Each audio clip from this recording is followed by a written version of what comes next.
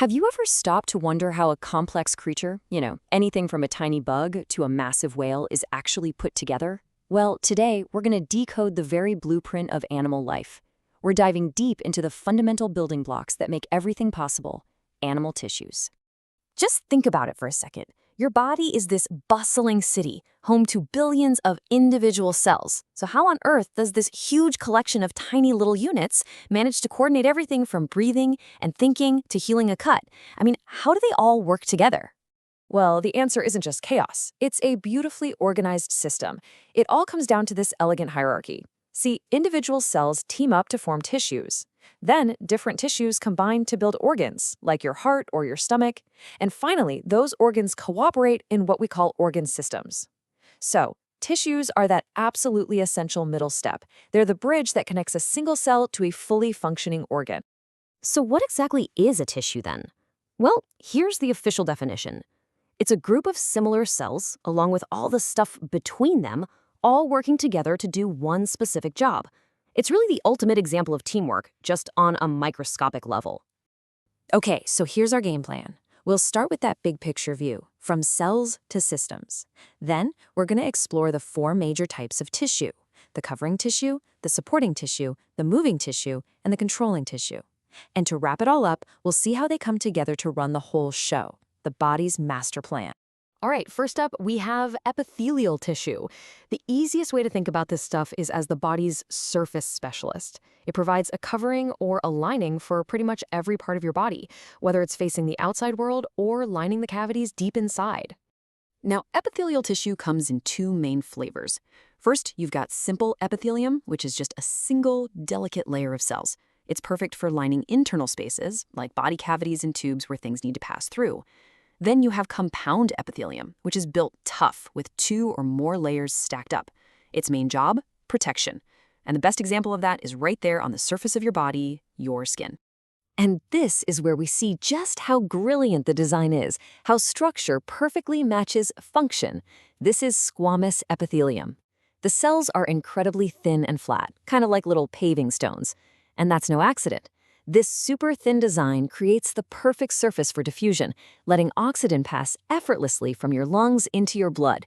It's an absolute marvel of efficiency. Okay, but what if you need to do more than just let things pass through? What if you need to actively do something, like secrete a hormone or absorb a nutrient? Well, you need a bit more substance for that. And that's where cuboidal epithelium comes in. Just like the name says, these cells are cube-shaped. This sturdier form is perfect for the hard work of secretion and absorption, which is why you find it in glands and the tiny tubules of your kidneys. And for our last simple type, we've got these microscopic skyscrapers, columnar epithelium. These cells are tall and slender, which gives them a huge amount of surface area. That's absolutely vital in the busy environments of the stomach and intestine. They are the tireless workers, secreting enzymes and absorbing nutrients from all the food you eat. So we've seen how tissues can cover and line things, but what actually holds everything together? What gives the body its shape and structure? Well, that's the job of our second major category, connective tissue. And this stuff is everywhere. It's the most abundant tissue in the body, linking and supporting everything else.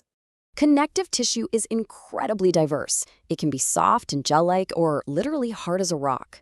The cells in these tissues secrete these amazing fibers, like super strong collagen and stretchy elastin, which give each tissue its unique properties. It's so varied that we have to break it down into three main groups: loose, dense, and the really specialized types. Let's look at the two types of dense connective tissue. In dense regular tissue, all the collagen fibers are packed in these neat, parallel rows, almost like a bundle of cables. This gives it incredible strength in one direction, which is perfect for tendons and ligaments.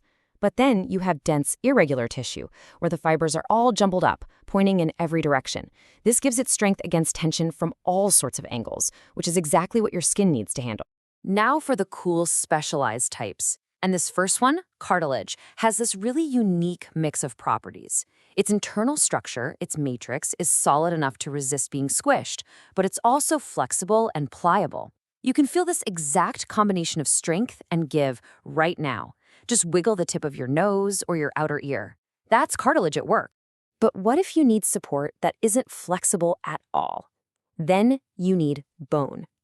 Unlike cartilage, Bone has a hard, non-pliable matrix that's packed with calcium salts and reinforced with strong collagen fibers. This incredible combination makes bone super strong, allowing it to provide the main structural frame for your entire body. And for our last specialized type, we've got one that might surprise you. Blood. Yep, that's right. Blood is technically a fluid connective tissue. Its liquid matrix, which we call plasma, carries around red blood cells, white blood cells, and platelets. It's really the ultimate connector, a transport system that links every single part of your body. All right, let's get things moving with our third major category, muscle tissue. This is the body's engine. Every single movement you make, from taking a step to the silent, steady beat of your heart, is powered by the incredible ability of muscle tissue to contract. There are 3 types of muscle, each with a different job. First, we have skeletal muscle. It has a striped or striated look, and it's the muscle you can choose to move, the kind that lets you walk, lift, and wave. Then there's smooth muscle, which doesn't have those stripes. It's the silent worker, operating involuntarily inside the walls of your organs. You don't have to think about digesting food, smooth muscle just takes care of it. And finally, there's cardiac muscle.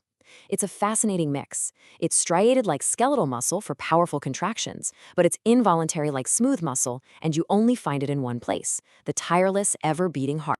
Okay, so we've got our coverings, our supports, and our movers. But what coordinates it all? What's running the entire operation? Well, that's the job of our fourth and final type, neural tissue, the body's command center.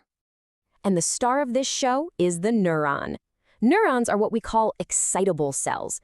This means that when they get a signal, they generate a tiny electrical impulse that travels lightning fast along their surface, carrying messages and instructions all across the body in an instant. Look at this. Neurons don't work alone. And here's a pretty mind-blowing fact. The rest of the neural system is made of support cells called neuroglia. And these cells, whose only job is to protect and support the neurons, actually make up more than half the entire volume of your neural tissue. So the support crew literally outnumbers the stars. So we've met our 4 main players: epithelial, connective, muscle, and neural. Now let's pull it all together and see how this incredible team executes the body's master plan. The most important thing to remember is that these tissues never work in isolation. They are organized in very specific ways to build our organs. I mean, think about the heart. It's powered by muscle tissue, sure, but it's held in shape by connective tissue, it's lined with epithelial tissue, and its beat is controlled by neural tissue. Every single organ is a complex mosaic built from these 4 fundamental types working in perfect harmony. And our source material really puts it perfectly. It's all about a division of labor. Each part, from the tiniest cell to the largest organ system, has its own special job.